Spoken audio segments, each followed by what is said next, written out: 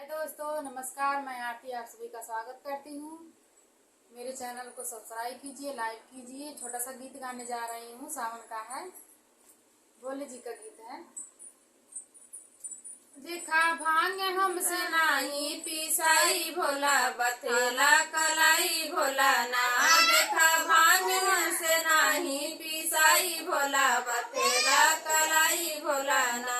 ये दिव्या, देखा भांग हमसे नाही पिसाई भोला, बथेला कलाई भोला ना। देखा भांग हमसे नाही पिसाई भोला, बथेला कलाई भोला ना। तू ते भांग पीसवावा गांजा हमसे मालवावा, तू ते भांग पीसवावा गांजा हमसे मालवावा। यह सोची सोची आवेला रोआई भोला, भांग ना पिसाई भोला ना। यह सोची सोची आवेला रोआई भोला, भांग ना पिसाई भोला ना। देखा भांग हमसे नाही पिसाई भोला, बथेला कलाई भोला ना।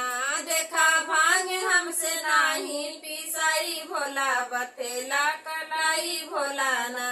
तू तो रोज पिया भांग हमके मिले नाया राम, तू तो रोज पिया भांग हमके मिले नाया राम। तू तो रोज पिया भांग हमके मिले नाया राम।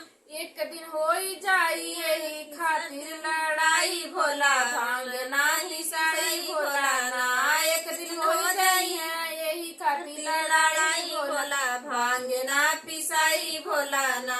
देखा भांग हमसे नाही पिसाई भोला, बथेला कलाई भोला ना। देखा भांग हमसे नाही पिसाई भोला, बथेला कलाई भोला ना। देखा भांग हमसे नाही पिसाई भोला, बथेला कलाई भोला ना। छोड़ी दो न गांजा भांग हमके मिल जाइया राम, छोड़ी दो न गांजा भांग हमके मिल जाइया राम। ओकरा औजी पे खाला मिठाई भोला, बथेला कलाई भोला ना।